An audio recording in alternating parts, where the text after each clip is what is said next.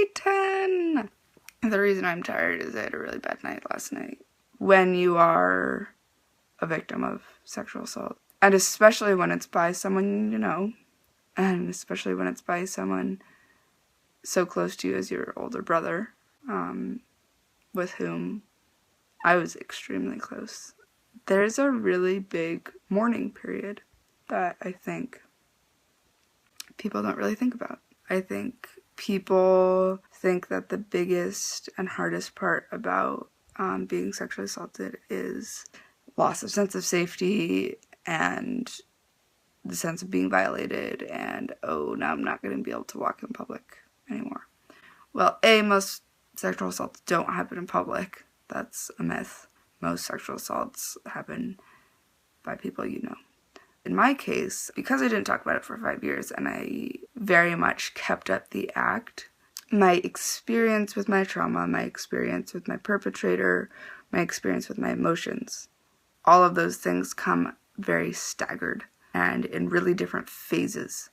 Having Barney is definitely starting a new phase, as well as some other developments that are happening right now between me and my brother in terms of our processing. It's turning a new leaf. 2015 is definitely turning a new leaf in this really long saga of my life. The point of all of that was to say, my mourning period is far from over. It's kind of just starting, to be honest. And so I think that's a lot of what I was feeling as I was falling asleep. And so that transferred over to the night. And we had a pretty big day today, too. We went to the ferry landing on Coronado Island. It was raining a lot, so it was very gray. Rather than some of our other field trips, which have just been wandering around and practicing, today kind of felt like more of a test and much more structured in terms of, okay, now we're going to walk this way, now we're going to walk this way, now we're going to walk past the birds. Barney's going to be really distracted. Show me what you know so far. Let me give you some tips, which was helpful and useful. Katie basically needs to observe me in all these different situations that I've already been in so that she can certify me. Also, Buns was there! Woo! Buns is a near, dear friend of mine. She led two of my trips. So we've spent over 70 days on trail together. Yeah, we're really close, and she was in town, so she came to lunch with us, which was really fun. So yeah, that lunch was just really pleasant. Got to talk to Katie, got to get to know her more. I really admire all of the work that she does for Little Angels. I think she's like a superhero. She does so much. She says that Barney and I are doing really well. I'm excited to see what else he'll be able to do.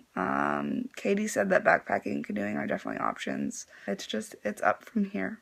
I'm still aware of the fact that I have this disability. For a really long time, I didn't want to call it a disability because, I don't know, I guess I felt like I didn't have it as bad as some people or something like that. But kind of claiming that just the label of PTSD and the label of mental health, and then going a step farther and claiming, yes, I have a disability. There's something empowering about it. You realize once you get to a point that you can claim it, that it doesn't have as much power over you as you thought it did. Plus, it meant that I got Barney. And he's already changing my life. So, that's great. Sorry, I'm being sappy about Barney again.